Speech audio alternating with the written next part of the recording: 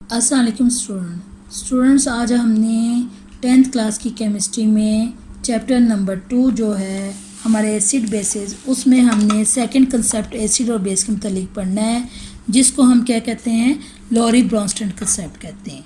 अब ये जो कंसेप्ट है, जैसे हमने पीछे आरहनस कंसेप्ट पढ़ा था, इसी तरह ये सेकंड कंसेप्ट है जो कि 1923 में एक डेनिश केमिस्ट था ब्रॉन्स्टेड और एक इंग्लिश केमिस्ट था लॉरे।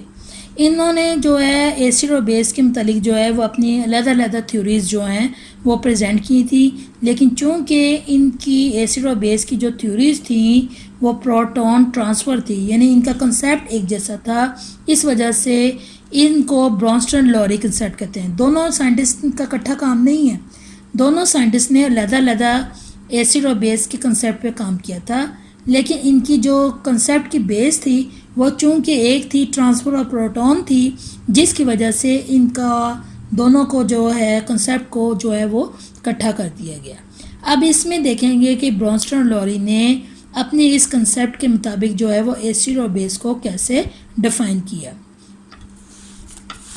अब इसमें आप देखें कि लॉरी और ब्रॉन्स्टन के कंसेप्ट के मुताबिक उसने कहा कि acid is a substance molecule और ion that can donate a proton यानी hydrogen ion to another substance, यानी कि वो तमाम सब्सटेंसेस मॉलिक्यूल और आयन जो कि हाइड्रोजन आयंस, जिसको उसने प्रोटॉन का नाम दिया है, जब वो एक सब्सटेंस से दूसरे सब्सटेंस को ट्रांसफ़र करते हैं तो वो एसिड है। यानी कि वो तमाम सब्सटेंसेस जो कि प्रोटॉन या हाइड्रोजन आयन डोनेट करते हैं वो क्या कहलाते हैं, एसिड्स कहलाते हैं। किसके मुताबिक, ब्रॉन्स्टन एसिड्स कह लें, लॉरिक एसिड्स कह लें, यानी कि वो तमाम सब्सटेंसेस मॉलिक्यूल और ion which donate hydrogen ion, जिसको उसने प्रोटॉन का नाम दिया है, to another substance is called Bronsted acid या एसिड्स।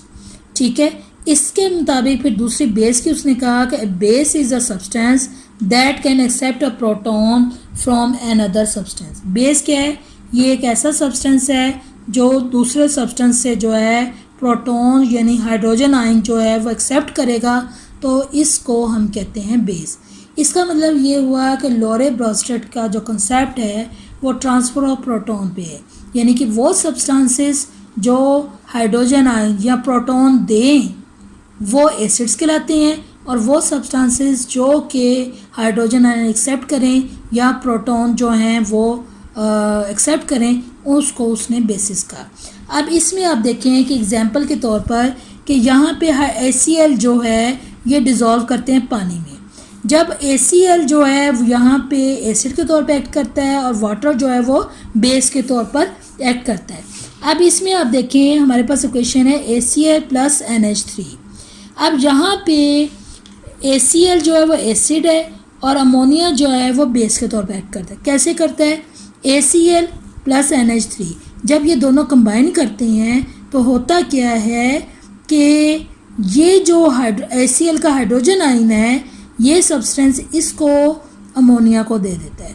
जब ये अमोनिया को देता है तो यहाँ पे अमोनियम आयन बन जाता है। अमोनिया एक हाइड्रोजन एक्सेप्ट करके अमोनियम आयन में कन्वर्ट हो जाता है और क्लोराइड आयन जो है वो यहाँ पे रह जाता है। अब इसमें आप देखें कि चूँकि HCl ने एक प्रोटॉन हाइड्रोजन आयन डोनेट किया है, तो इसका मतलब है HCl एसिड के तौर पे एक्ट करेगा और अमोनिया जो है वो एक बेस के तौर पे एक्ट करेगा, क्योंकि इसने एक प्रोटॉन एक्सेप्ट की है। इसी तरह आप देखें कि हमारे पास ये एग्जांपल है कि जब HCl को डिज़ोल्व करेंगे वाटर में तो HCl जो है वो एसिड के तौर पे एक्ट करेगा और वाटर जो है वो एक बेस के तौर पे एक्ट करेगा। कैसे करेगा, HCl जो है वो अपना हाइड्रोजन आयन प्रोटॉन जो है वो वाटर को देगा और वो अमोनियम आयन में कन्वर्ट हो जाएगा, और जो क्लोराइड आयन जो है वो लैदा हो जाएगा।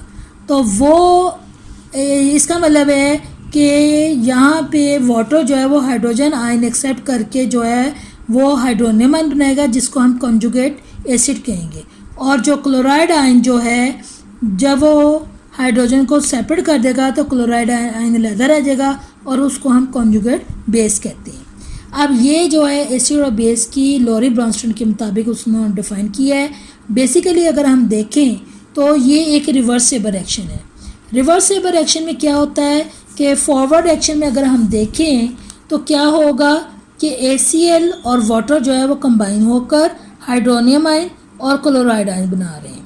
ठीक है, यहाँ पे क्या हो रहा है कि फॉरवर्ड रिएक्शन में ACl जो है वो वाटर को एक प्रोटॉन जो है वो डोनेट कर रहा है और ACl जो है वो एसिड के तौर पे एक्ट करेगा और वाटर जो है वो बेस के तौर पे एक्ट करेगा।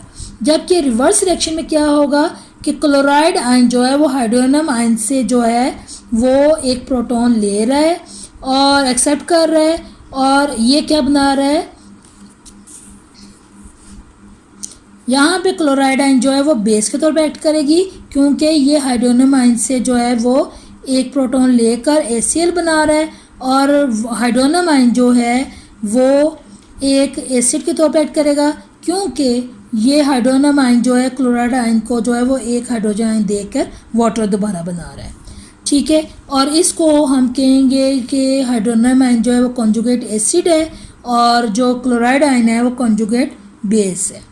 ठीक है, अब इसी तरह हम देखते हैं कि इसका मतलब ये हुआ कि हर एसिड प्रोडक्ट में एक कॉन्जुगेट बेस होगी और इसी तरह हर बेस प्रोडक्ट में एक कॉन्जुगेट एसिड मौजूद होगा, यानी कि कॉन्जुगेट एसिड बेस पेयर लाजमन मौजूद होगा।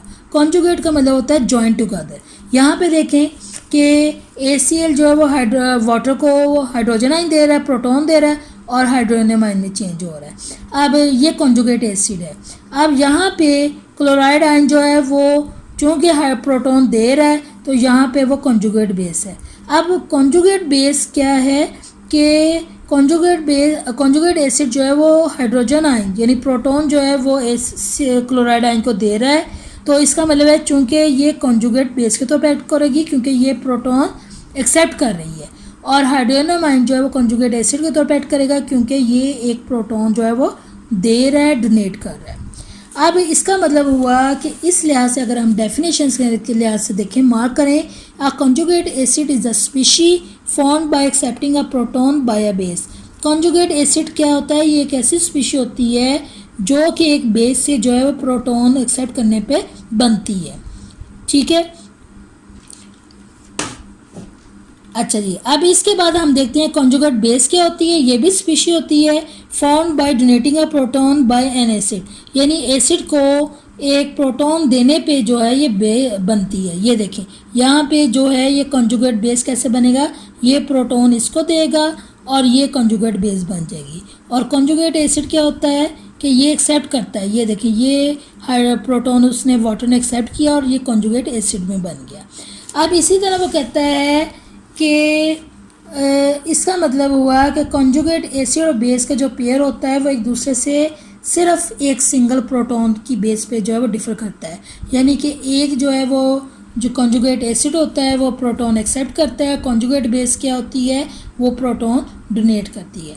इसी तरह एक और एग्जांपल है हमारे पास ये एसिटिक एसिड और वाटर की। एसिटिक एसिड जो है वो एसिड के तौर पे एक्ट करेगा लोरी ब्रॉन्स्टेड कंसेप्ट के मुताबिक और वाटर जो है वो बेस के तौर पे एक्ट करेगा।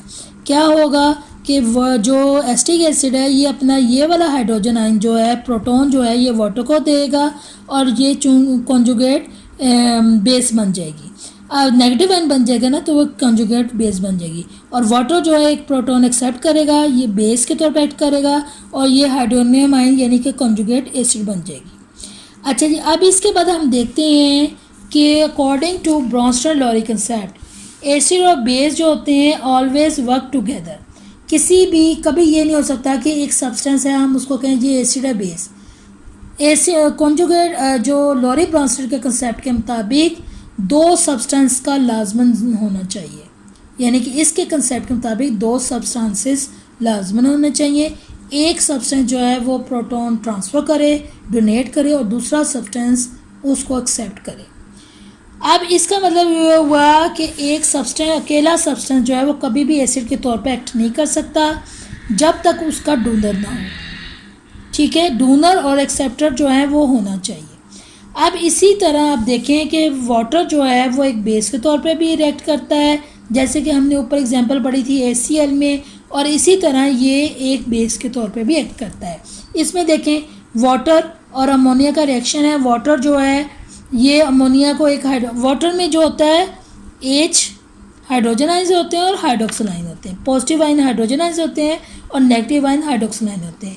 तो यहाँ पे जो प्रोटॉन है ये अमोनिया को दे रहा है और ये अमोनियम आयन बना रहा है और हाइड्रोक्सिल आयन जो है वो अलग हो गए। अब यहाँ पे जो है ये वाटर जो है वो एक एसिड के तौर पे एक्ट कर रहा है, जबकि ऊपर वाले रिएक्शंस में हमने पढ़ा था ये वाले रिएक्शंस में कि यहाँ पे ये वाटर जो है वो बेस के तौर पे एक्ट कर रहा है। तो वो सब्सटेंसेस जो कि एसिड के तौर पे भी एक्ट करें एज वेल एज बेस के तौर पे भी एक्ट करें, कुछ सब रिएक्शंस में वो एसिड के तौर पे एक्ट करें और कुछ रिएक्शंस में वो बेस के तौर पे एक्ट करें, ऐसे सब्सटेंसेस को हम क्या कहते हैं, एम्फोटेरिक कंपाउंड्स कहते हैं या एम्फोटेरिक सब्सटेंसेस कहते हैं। अब आप देखें कि इसकी क्या लिमिटेशंस हैं। अब इसमें देखते हैं कि it has been observe there are certain substances which behave as acid though they do not have the ability to donate a proton. अब वो कहते हैं कि बहुत सारे ऐसे सब्सटेंसेस हैं जिनके अंदर प्रोटॉन देने की एबिलिटी नहीं होती लेकिन वो एसिड्स होते हैं, जैसे सल्फर ट्राइऑक्साइड। अब इसमें प्रोटॉन तो मौजूद ही नहीं है लेकिन ये जो है ये एक एसिड है, जब ये वाटर में डिज़ोल्व होगा तो ये सल्फ्यूरिक एसिड बनाएगा। इसी तरह कैल्शियम ऑक्साइड जो है इसके अंदर तो प्रोटॉन एक्सेप्ट करने की एबिलिटी नहीं होती लेकिन ये भी बेस के तौर पे एक्ट करता है, जब ये वाटर में डिज़ोल्व होगा तो ये कैल्शियम हाइड्रोक्साइड बनाएगा। तो इसका मतलब ये हुआ कि ये ऑब्जर्वेशन प्रूव करती हैं कि ब्रॉन्स्टर-लॉरी कंसेप्ट जो होता है एसिड और बेस का उसकी भी सर्टन लिमिटेशंस हैं। लिमिटेशंस क्या हैं कि दो सब्सटेंसेस का इकट्ठा मौजूद होना ज़रूरी है। एक जो होता है वो प्रोटॉन डोनर होना चाहिए और एक होना चाहिए जो कि प्रोटॉन एक्सेप्ट करे। सिंगल सब्सटेंस को हम एसिड और बेस की तौर पर जो है वो क्लासिफाई नहीं करते।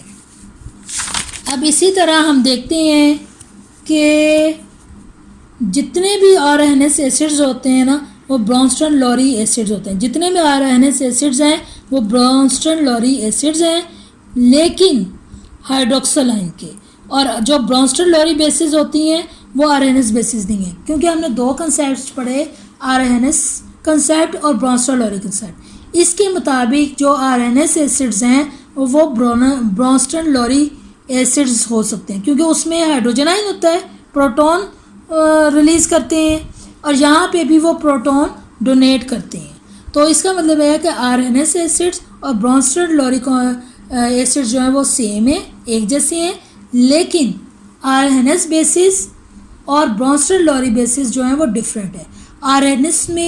RNS बेसिस में ये होता है कि वो हाइड्रोक्सिल आयन वाटर में डिज़ोल्व, जब सब्सटेंस वाटर में डिज़ोल्व होता है तो वो हाइड्रोक्सिल आयन प्रोड्यूस करते हैं, जबकि ब्रॉन्स्टन-लॉरी बेसिस में जो सब्सटेंस होता है वो प्रोटॉन जो है वो एक्सेप्ट करता है। अब इसमें ये देखें एक इक्वेशंस दी गई है कि जिसमें ये देखें नाइट्रिक एसिड और वाटर, ये ब्रॉन्स्टन-लॉरी के कंजुगेट एसिड और बेसिस के पेयर बनाए हुए हैं। ये HNO3 वाटर, अब यहाँ पे ये हाइड्रोजन आयन इसको देगा, ये एसिड के तौर पे एक्ट करेगा, ये बेस के तौर पे एक्ट करेगा, और हाइड्रोनियम आयन जो हैं वो कॉन्जुगेट एसिड के तौर पे एक्ट करेंगे और यहाँ पे जो नेगेटिव आयन्स है वो कॉन्जुगेट बेसिस होंगे। अब इसी तरह देखें सल्फ्यूरिक एसिड और वाटर, यहाँ पे सल्फ्यूरिक एसिड जो है वो प्रोटॉन इसको देगा तो ये एसिड के तौर पे एक्ट करेगा और वाटर जो है वो बेस के तौर पे एक्ट करेगा। ये हाइड्रोजन साइनाइड जो है वाटर के साथ जब करेगा तो ये हाइड्रोजन आयन जो है ये इसको देगा, हाइड्रोनियम आयन बनाएगा, ये एसिड के तौर पे एक्ट करेगा और ये बेस के तौर पे एक्ट करेगा।